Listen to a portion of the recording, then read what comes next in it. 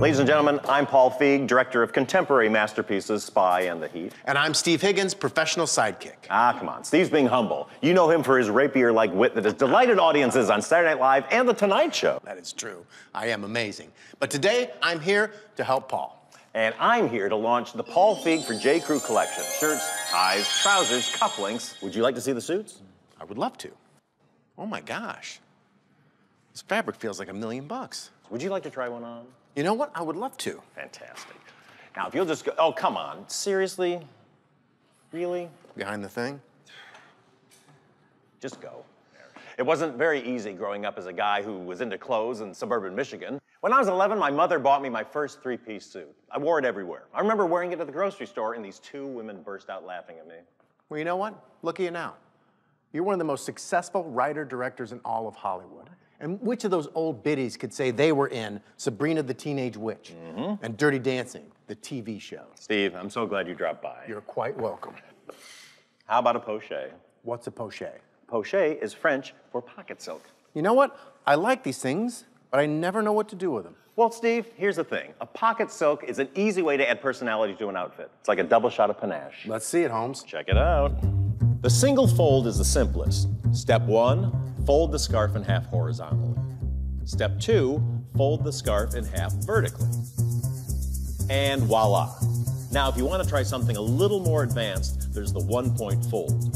You start by folding the scarf in half, but along the diagonal, so that it forms a triangle.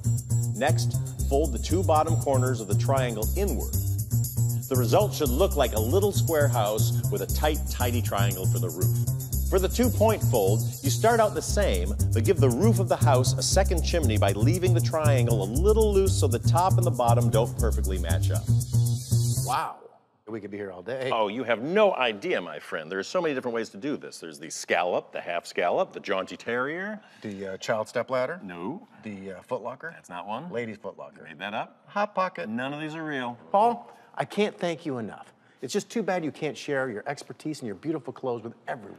I know, but wait, I can. What? That's why I've decided to share my genius with anyone who visits a J. Crew men's shop or shops at jcrew.com. Plus, 50% of the retail price of these beautiful pocket squares will be donated to Stomp Out Bullying. And who doesn't want to stomp out bullying? It's gross. Yes, it is. The Paul Feig for J. Crew collection. God, I think that was great. No, we could have done that better. Everybody, please welcome the great Paul Feig. Thank you. You? There you are. There I am. My God, that's a lot of me. Mr. Feig, thanks so much for being here. Thank you so much, Ricky. Let's talk about how this happened. Yes. How did you get involved? How did you create your own collection for J. Crew? I know, it's crazy, right? It doesn't make any sense. And when did you ever think wearing a suit every day to work and being judged oddly would lead to you having your own collection? I never dared dream. No, I've always wanted to do something like this, and I told my agents, like, hey, can I get a line somewhere? And they're like, you're a middle-aged movie director, nobody really cares. But I was kind of said, well, you can just try. And J. Crew had done a thing with Jimmy Fallon where they made these iPhone cases that had like a pocket square on top that you could put in your pocket, and that did really well for them.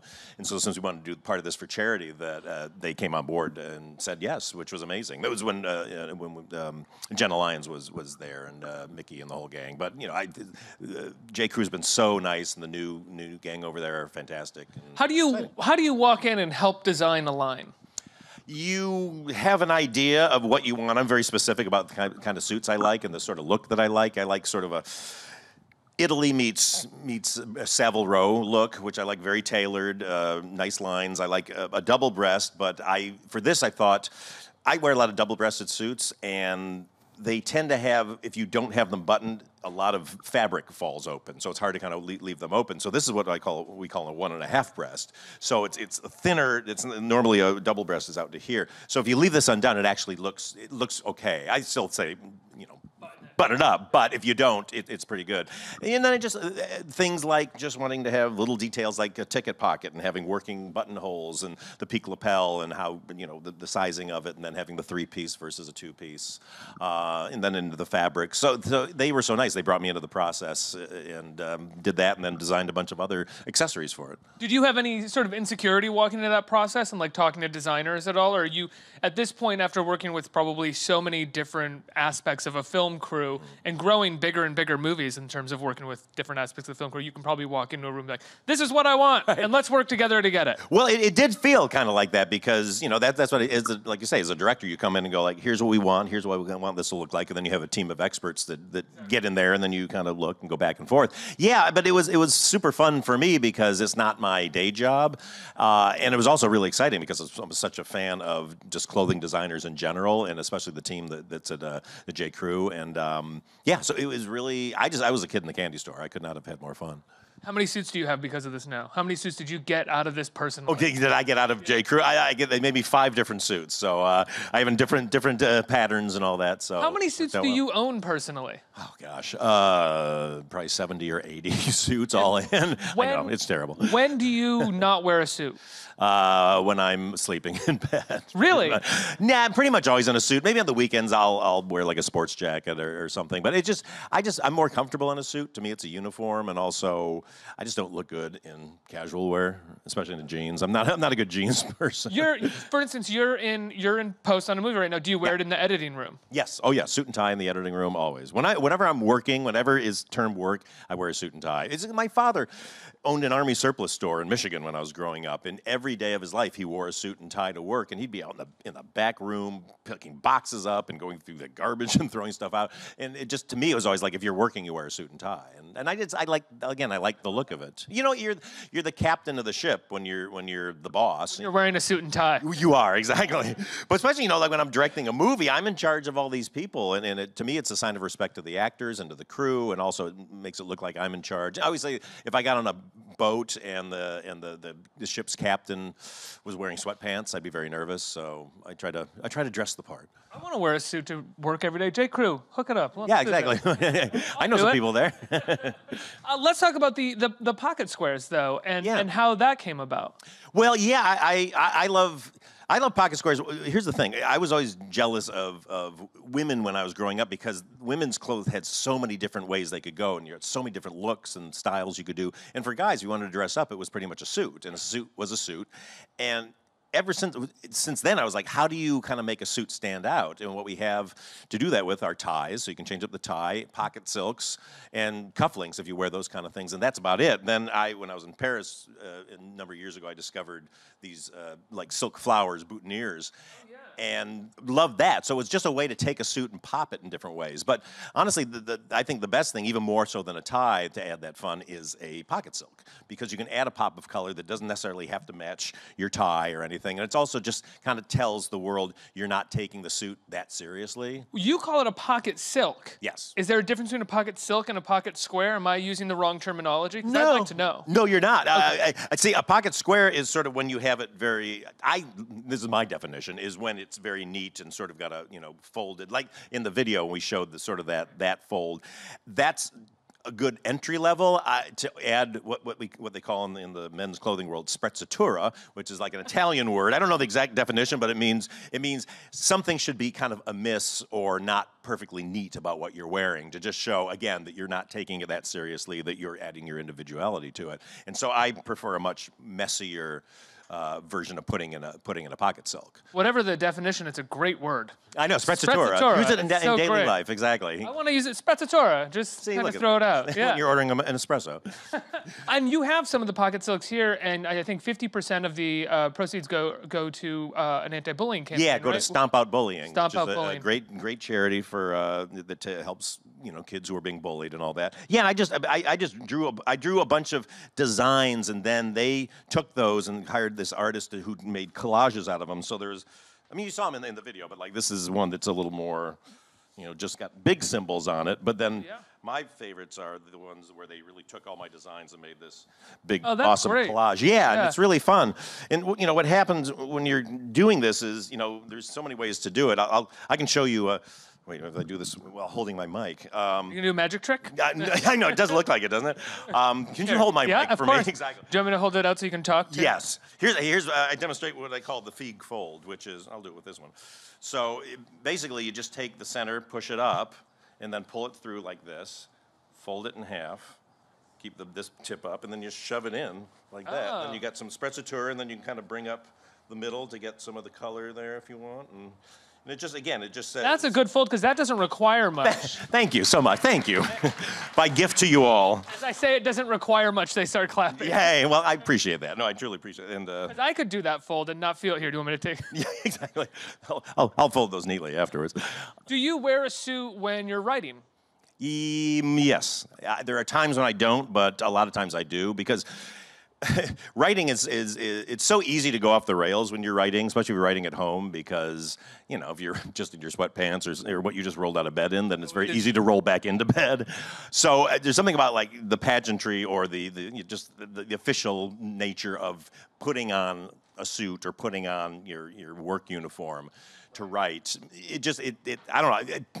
As a writer, you have to, I don't know if any writers are here, but you know, you have to find whatever makes you feel comfortable and whatever kind of motivates you to do stuff. And so anything that puts you in ahead of getting work done, I think is a good thing. Anything that can stop the procrastination or stop any of the, yeah. Yes, exactly. Because as we know, it's so easy to fall off the rails when you're writing by yourself. Procrastinating is wonderful. It's so It much is. fun. That's what the internet was invented for. I really think that's exactly what it was invented for. Internet is the worst thing that ever happened to writers because we're always like, I should research this one thing, and then suddenly an hour later, I'm buying pants on jcrew.com. It was God being like, you humans are getting too productive. Give them something. Exactly. Let's distract them with really dumb stuff and cat videos. So I'm always happy about that. When did you start feeling comfortable wearing a suit on set all the time? Because you didn't do it initially in the beginning, right? No, well, when I was doing Freaks and Geeks, which I created and was producing, I was trying to. Arguably the greatest teen show of all time. Well, thank you.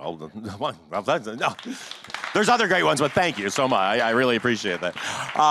But I was trying to reconnect with my sort of high school self, and so in just kind of teenage years, and so wore jeans and a T-shirt, and didn't let my hair grow long and everything because it took place in 1980, and so looked fairly ridiculous by the end of the show. Like a member of Cheap Trick. Yeah, but not cool whatsoever. It looked like a Cheap Trick cover band. So, boy, if I would have said that right, it still wouldn't have been good. So after that, I was going out and pitching shows because we got canceled, but a lot of the networks wanted another show from me. And so I'd go to these meetings dressed like a slob, and all the executives were in suits and ties, or the women were, dressed really nice. And I looked around the room suddenly, and they're kind of asking me stuff and dictating things to me, and I'm sitting on the couch, and they always put you in the low couch. There's always a couch where you're sitting like this with your knees in your face, and they're all, on chairs. And I go, I don't like the dynamic of this because I look like the artist sitting there and they're all sort of, in charge. So I said, you know what, I'm going to get back to, I used to wear suits when I was a kid. I'm going to do it again.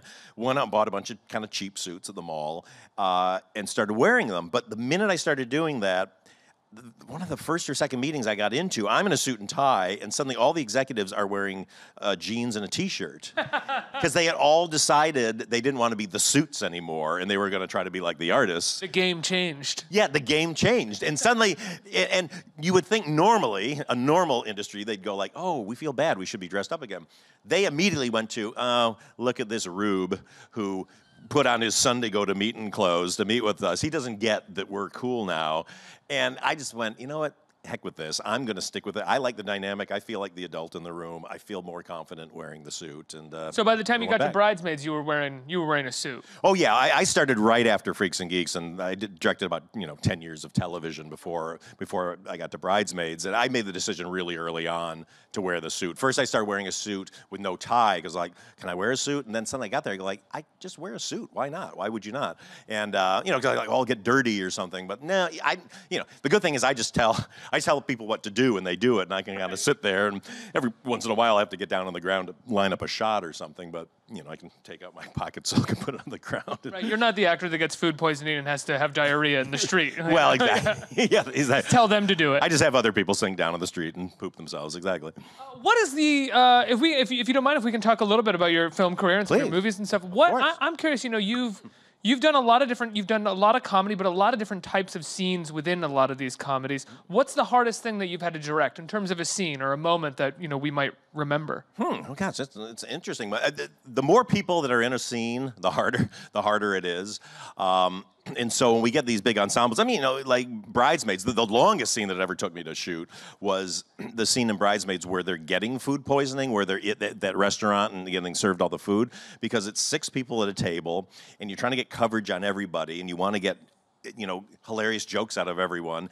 And it just took like a day and a half to shoot that, which, is not a big deal for other movie directors, but for me and in comedy, we like to kind of move fast. And so I just remember just going like, we're never going to get out of this scene. But at the same time, we were getting such hilarious stuff that, and I like to roll the camera endlessly on everybody. And, suddenly Melissa's coming up with crazy stuff, and literally everybody was. So, but it just plays like a normal scene. But those are the ones you go like, wow, that that took forever. Do you roll multiple cameras on a scene like that? Or Two cameras. 2 cameras? Yeah. And so you're not really turning around all that much? Or are you kind of finding a way to shoot it so you can move quickly if people come up with stuff on the spot? Yeah, I am. I mean, the thing with it, like a dinner table scene that can eat you up is you can, eye lines. Yeah, it's like if we're sitting next to each other, then you want to have a camera on me looking at you, and then have one on you looking at me, so I can see your eyes. But then I'm talking to somebody over their shoulder, and it just grows and grows.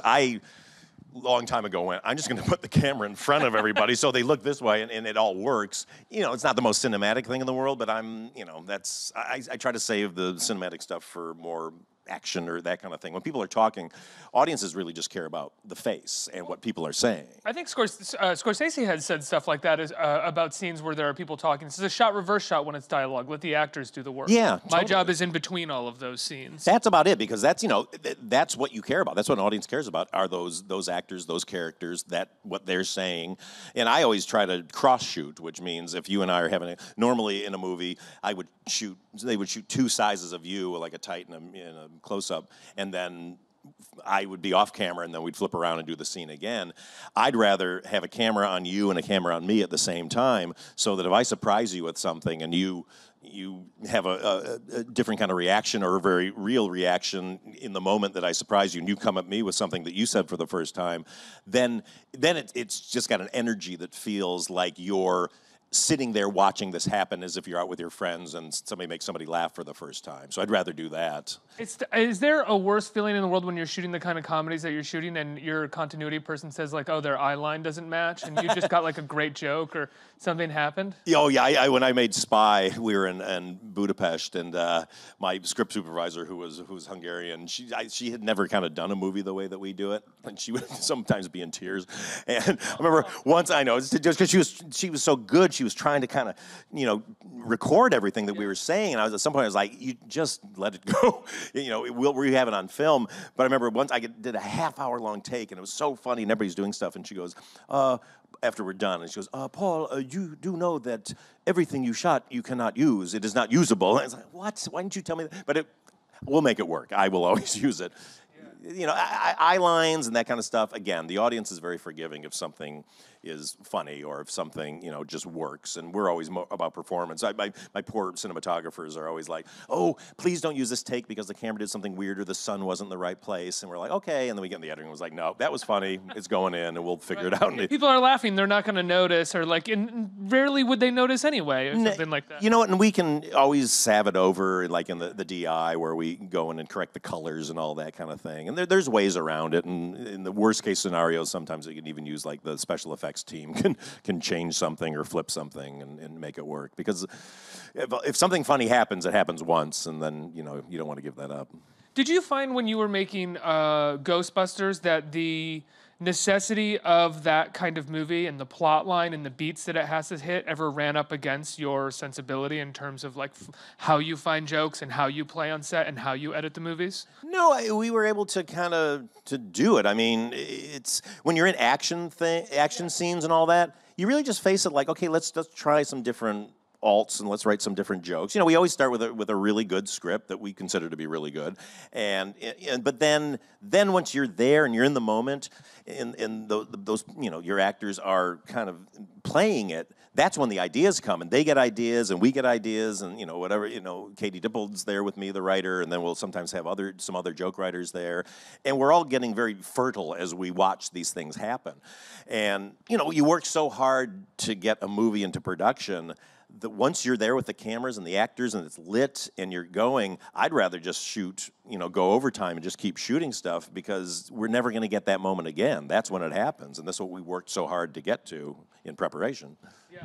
When because you were sort of building to Ghostbusters, I feel like plot-wise. I mean, going from spy to that, like you had an action kind of thriller there, and then you had like a big sci-fi action movie.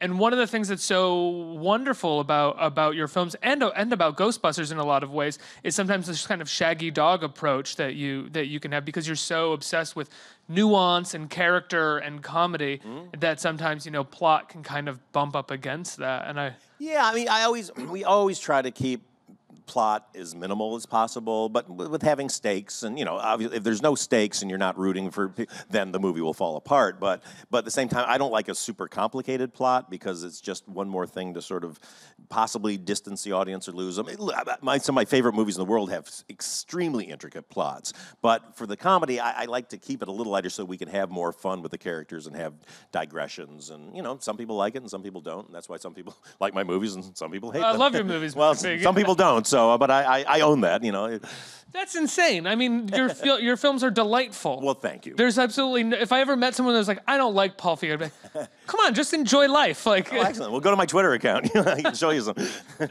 Twitter is made for people to hate stuff. It's not made for people to like stuff. Do you have any plans of sort of crossing genres even more, or going all the way into a straight drama or straight? Because you kind of have done a straight drama before, prior to Bridesmaids, right? Did you? Yeah, I did a thing called I Am David. Yeah.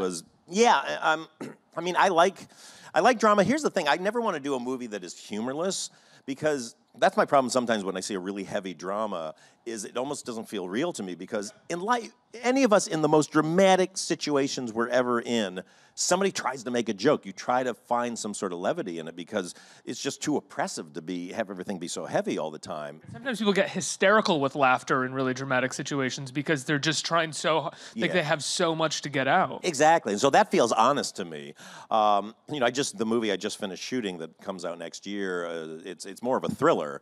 It's Anna Kendrick and Blake Lively, and they're awesome in the movie. But it's still fun, but it's not a straight comedy. But at the same time, you're just kind of amused the whole time by it because sometimes the plot twists are so crazy and other times things are so extreme. But as a filmmaker, I have to signal to the audience like it's okay to laugh at these certain things or laugh along with these characters in these moments. But that's the line you have to walk so that you represent. You have to let people know what you want them. What is okay to feel, because if people are laughing at something going like, oh boy, that seemed like a mistake, then that's not good because then they're laughing at your product versus, hey, I want you to have fun watching this. And so that's, as we put this together and I'm doing my first test screening of it on the 6th, I'm only 5 weeks into the edit, but I like to put it together, get it in a place where I think it's working pretty well, and then throw it in front of an audience. So I'm not in love with it yet, and I can see how they react, and then if they... Do you sit in the theater with them while watching it? I sit right in the middle of everybody. Yeah. They know you're there, or do you try to hide? No, that's the only... This is the only time I'm in jeans. I wear my undercover outfit, which is ridiculous. I look like somebody's father. Fake mustache and a... Yeah, exactly. Yeah, I have like... I have no idea who made this movie. Very excited. But he is a genius. Why can't I not meet him? So I just I dress really down, and so people don't really. Nobody really knows who I am anyway. So it's pretty easy to get away with it. But it's just sitting in the middle of people and getting to watch them and hear what they say and hear how they react. That's the most invaluable thing in the world, more so than people filling out a questionnaire or anything about stuff. Like what they, because people will love something and then they'll write, I felt, either they feel guilty about liking it or they feel like they shouldn't, or vice versa. They'll, and the only thing that really matters is what their reaction in the moment is. I mean, obviously, if they react great and then they tell all their friends they hated it, that's a problem too. But in general, I find they're usually pretty honest in their Have you ever had a disastrous test screening experience? No, I've been fortunate. We haven't had disastrous ones. We've had ones where you go like, oh, okay, that didn't work. But it's been sometimes movies where our first test screening will be great. And so we're like, oh, good, let's try all this other stuff. And then it doesn't do as well. And you're like, okay, well, those didn't work. But you already know because you heard what people responded to or didn't respond to. and then you go back in and trade out. But we're always trying to plus it up so that by the time we lock the film, we've done about usually 7 to 9 test screenings over the course of several months, and just know that it works in general with an audience. Which I think some people will hear that and go like, oh, that's such a mechanical way to do it. We're trying to make commercial movies for a studio that have to get a lot of people in, so you have to face it differently. If I was doing, I'd probably do it the same way if I was doing a small indie film out of pocket, but I would be less. You like audience concerned. reaction. You like. I do. Yeah. I was a stand-up comedian, and so I live and we live and die by the audience. You thought about trying stand-up again? No. not? No. How long did you do it? I did. I made my living at it for 5 years, but this was like in the 80s. It's a long time ago, and I loved it. And then when I started feeling like I didn't love it anymore, I got out of it because I knew a lot of guys who I was out on the road with who fell out of love with it, but they still did it, and they got very angry and kind of weird with the audience. And I was like, you know what? I want to be fun when I'm on stage. But but it's funny. My old partner Judd Apatow, he's out doing stand-up all the time. He's got a Netflix special coming out, so he really embraced it. He fell back in love with it. I love the art form. I just don't think I've got the interest in trying to do it again. There's so many good people doing it that nobody needs a 55-year-old man's take on the world that I can see. I still got it. Yeah, that's right. Yeah, I really killed with my dad jokes. That's the other fear. They were all jokes from like a 25-year-old kid. Yeah, exactly. Where do you think the interest in making films primarily about women comes from? In writing them and choosing the projects and in working with I've them. just had so many. Most of my friends in life have been women, and when I was a kid, they were girls. And I just think it just came from years of watching women's roles not be great on the big screen and not be three-dimensional. And especially in comedy, they were either just sort of cannon fodder for the guys to make fun of or fall in love with. And So you, like the rest of us, work best in spite of someone. Yeah, totally. It's all revenge, exactly. No, it's all. I know so many talented women that it was just like when I would see them pop up in those movies and go like, oh, good, they're in the movie, and then you're like, that's a terrible part. It just made me sad, and also I just feel like I'm good at writing female characters, but I don't say that in like, I know the female mom. I just know the dynamics of it because I think I'm a very feminized guy anyway. But then I love working with great women and having them.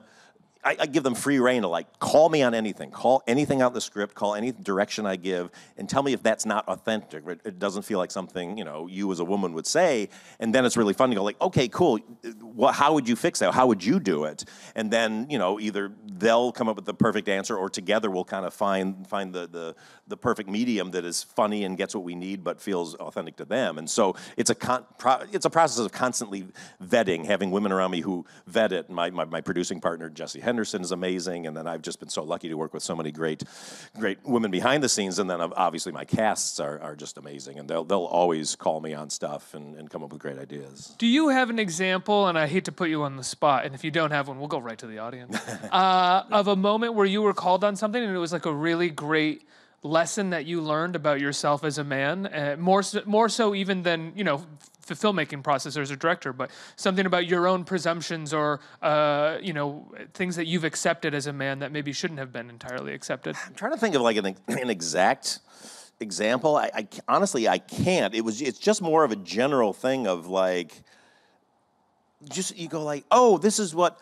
I think a woman would do this in this situation. And then when they call you on it, you go like, you know what, I'm recycling reality that I saw in another movie or on TV. Because that's the thing, as a writer, you always have to challenge yourself because, in some situation, you go like, what happens next? They would do this. And you always have to go, male or female characters, anything. Wait, is that what I would do and what I think a character would do, or is that what I've seen happen, so that's the default thing that you think somebody does? And so you really have to always kind of question yourself on it and then go, the greatest way to do it is go like, okay, what would I really do? And sometimes you'll come up with something, you're like, that's completely weird, and that's great because, I've never seen that before. And then the same thing when you throw it to other people, go like, well, what would you do? I would do this. And it's like, Jesus, I never would have thought of that, and that's brilliant. So I have another question for you then about writing and about creating. When you're writing a script, what is an example of something that we have problems and we need to go back and fix this? Like, what's a big example of that?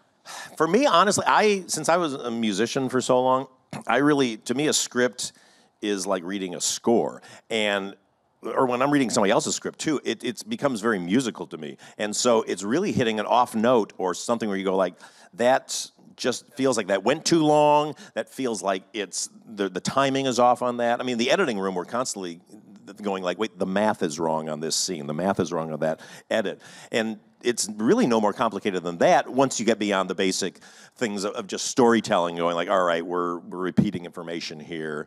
But, I just like to, even when I'm putting the movie together before I write it, when I'm kind of beating it out as an outline, I write it all on note cards, which, a lot of people do. But instead of putting them up on a board, I stack them up in order. And then I flip through them, so I'm almost reading it and watching it like a movie because I don't know what's coming next necessarily. And so it's a great way to go like, okay, that feels weird. That shouldn't be there. Oh, we should put this here first. And so constantly reordering them. So then when you go through them and go like, yeah, this kind of flows, then you go in and write it. That's kind of like what I think Sidney Lumet said in Making Movies, which is that his best barometer for when something is working is just if he just sort of loses touch with it or sort of fades out, and then he goes, okay, why am I not paying attention to this anymore? And that's hugely important. I mean, yeah, if you get bored with your own stuff or your own scene, it's like, okay, something's really wrong. You always want to be like propelled forward. Like, what's next? Ooh, what's next? What's next? And that's the fun part of writing. But you got to be really hard on yourself. Okay, let's get some questions from the audience. Who's got a right here? Hi. Hey there.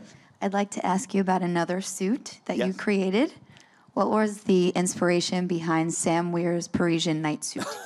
Thank you so much. The Parisian night suit is an absolutely 100% true story that happened to me because it was the disco era.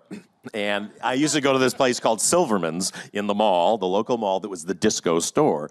And there was this guy, in that episode, Joel Hodgson plays basically a version of this guy that I used to go to, who would always come in like, I'd go with my mom, he'd be like, hey man, guess what, you got to see the new thing that came in. And he came in and he says like, you got to see, this is the hottest new thing, it's the disco jumpsuit. And he showed me that exact suit, that powder blue thing with the big, and I put it on, my mom's like, oh, they look so great. And so I'm like, cool. So I put it on, and I wear it to school the next day. And literally, just like on the show, the second I walked through the front door, I realized I'd made a horrible mistake. And you're just like, oh my God, and I'm trapped. Like, what am I gonna do? And of course, hilarity ensued throughout the day as everybody made fun of me. The thing is, Sam was a freshman when he did it. I was a junior. And so I had no excuse for it. But that is the exact replica of that suit. Yes. Thank you. Thank you. Great. What's it like to, Freaks and Geeks was what, almost 20 years ago now, right? 17, 18 years ago? 17, yeah. It got canceled 17 years ago, yeah. What's it like 17 years later to see almost every cast member from that show have a pretty amazing, flourishing career afterwards? Frank and Rogan, all of them. It's really, really heartening and exciting. I don't have kids. My wife and I don't have kids, but I feel like they're all our kids. So I feel like nobody went to jail, nobody got in trouble. They're all super successful, and it's really exciting because they're the nicest group of people. And Linda Cardellini actually has a really great part in my new movie. So that's our first time working together in 17 years. How does that come about? Did you call her and see if she could do it? Yeah, I had this role. I was like, who would kill this? Linda would be great, and call, just dare see if she would want to do it, and she jumped into it, and it was really exciting. It was so much fun to be back together with her. She's so talented; it's unbelievable. She can do anything. Can I ask? Do you have a favorite episode of Freaks and Geeks? I do like the disco jumpsuit one quite a bit. I'm also very partial to the finale because that was the first one the network let me direct. Beautiful. Thanks. It's really heartening when she goes off. Thanks. And that's all based on a true story, too, for my disco days. Like that whole dance contest really happened. I used to go to this teen disco in the bowling alley, and they said they were having a dance contest. And so I entered this dance contest. I just danced by myself. I didn't even choreograph anything, just sort of danced around for 5 minutes. And then I lost to a guy who did magic. He danced and did magic tricks. It's like, what? You're not allowed to do magic. So that's all in the show. Next question. Right here. Hi. So I just want to know what your opinion is on this. Does the suit make the man, or does the man make the suit? Thank you so much. I say that the suit does not make the man makes the man, but the suit can make the man look a lot better. So you got to work on yourself from the inside, but then put something nice on the outside. It'll help. Thank you. Great question. I think we have time for two more questions right here. Nice. Hi. You've been involved in some of my favorite movies and shows. I was literally watching Heavyweights the other day. It's still one of my favorite movies. Freaks and Geeks is also one of my favorite shows, and I was wondering, because of the way it got canceled, if you would share with us any ideas or plans you had for season 2, and if what you think some of the characters would be doing 20 years later. Oh, cool. No, thanks. Ended on such a perfect note. I love that. No, I mean, I definitely had storylines I wanted to do. I was really hung up on, when I was in high school, our drama teacher, who was the person who really taught me about everything to do with this business, about acting and all that kind of thing, was this woman who was also an alcoholic. And I became her enabler, and like I would get called. I'd be in class and they'd call up and go like, "Oh, there's an emergency at your house." I'm like, "What?" I'd run down to the office and be her. She goes like, "Hey, I need you to come pick me up. I left my car at the bar last night, and I need you to drive me." It's like, what? So I really wanted to have Sam join drama club and have this strange relationship with his drama teacher. I wanted to have Neil in swing choir. I was obsessed with getting him in swing choir because I think swing choir is the greatest thing ever. I wanted Kim Kelly to be pregnant because there's always the pregnant girl in the school, and then Linda. Linda's character I thought would have had something would have gone wrong on that Grateful Dead tour, and she would have gotten so much trouble, and so she'd be kind of fighting out of that. And then, those were the ones I was really focused on, so that would have been a lot of fun. Did you have Linda coming back to school after the tour? I always imagined that she dropped out, man. No, she was still a good, she was a good student, so she had her time, but then I think, not that I wanted it to be like a bummer experience for her, but I think she just kind of bit off more than she could chew, and the fact that, she still loves her parents, and, that was such a betrayal that she did to them that I thought she would have kind of paid the consequences, and it would have been interesting to see the dynamics of how that worked. And just going to, I wasn't sure exactly where all the characters would be 20 years later, but I always felt that Lindsay would become a performance artist in the Village for a while, and then she'd become a human rights lawyer. So if the show comes back, that's what it'll be. She'd get it together after trying to be a performance artist for a little while. Yeah. Exactly, and she'd be fighting the good fight. Doing something good and fighting the good fight, but making a little money at the same time. Making a living. That's really great. Next question. Hi. In the world where suits are perhaps going to go extinct, do you feel No. I know. Do you feel like J. Crew and your collaboration is kind of like bringing the suits back, and how did the collaboration come about? Oh, thanks. Here's the thing. J. Crew's doing amazing things with suiting because they have this whole Ludlow line. They have the store down here for that, and I really love what they're doing with it because they're making suits more. I don't know, just. American suiting got really bad for a long time with what they call the sack suit, which is the suit was always made sort of for like the biggest guy, Trump suit, really. Yeah, exactly. With the big armhole and all that, and however he ties his tie, I do not understand the long tie. Something's going on there. There must be some psychology to that. God only knows. But the biggest tie. It's the longest tie. It makes me, I don't know, whatever. But I think, we're definitely trying to save it. And I think the thing is, young guys are actually kind of embracing the suit again. The suits got ruined by my generation because when we were coming up, suits represented sort of oppression and authoritarianism. So he's your teacher, or the principal, or the people that got you in trouble. The man, totally. And so my generation was like, I'm not going to wear it, so I'll show them. But now for new generations coming up, they see those are the people that we saw, and they go like, oh, that being that casual and trying to be younger than you are sort of stands for adults, I think, for the new generation. And so I see a lot of younger guys sort of embracing suits again. But again, you want to have fun with suits. That's the whole thing with all this stuff is to show people like, look, I'm not taking this that serious. I just think I look better in a suit, and but I'm having fun with it, and that's what it should be. And then I forget the second part of your question. What? J. Crew collaboration came about just because I kind of put the screws to my agents about doing it, and J. Crew stepped up and really wanted to do it, and it just kind of expanded. And the fact that we were able to do part of this for charity, it was a real incentive. So, thank you. You are here for J. Crew, so we probably should end there. But I have one more Freaks and Geeks question. Do it. I'm sorry. Do it. I love it. And I'm sure this has been well documented, but I've never really understood the answer to why Kim Kelly Is My Friend got Band as an episode? Because I've seen that episode several times. It ended up airing on ABC Family, I think, and like everywhere else, the show ran in syndication. So Yeah. what was the issue with that episode at the time? It was just tonally. Realize this show kind of came on. Our first airing did really well in the ratings, but we were on a terrible time. We were on a Saturday night at 8:00, which was just death back then. Yeah, that's Dateline. Yeah, because it was pre-DVR and TiVo and all that. You had to just record it on a VHS. And so we already had kind of a tentative audience, and it was, our audience tended to be kind of older because that's who was home on Saturday night. Everybody else, fun, was out having a party. And so the Kim Kelly one was just, for us at the time, for the network at that time, was just like completely bananas to them because everything else had been fun and stuff, but it didn't, Kim Kelly's home life was nuts. It's dark. It's really dark. But now it doesn't seem like anything, really. It just seems just like another normal, episode of television.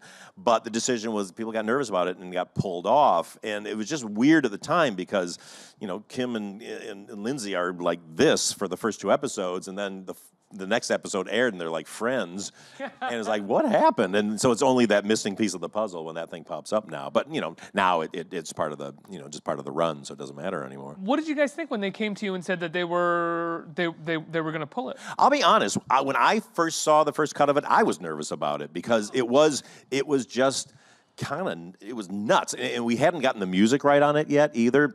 Like the whole scene where Kim tries to run Rashida Jones over with the car, like before we put Van Halen's Ice Cream Man on that, it played.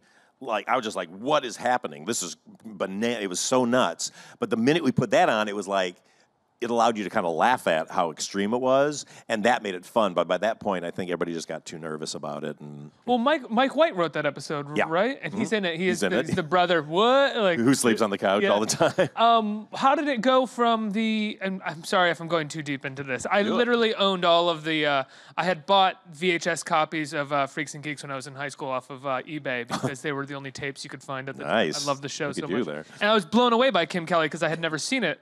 But how did it go from the writers' room to then shooting it? Like, did you guys know that you were doing something risky when you were beating it out?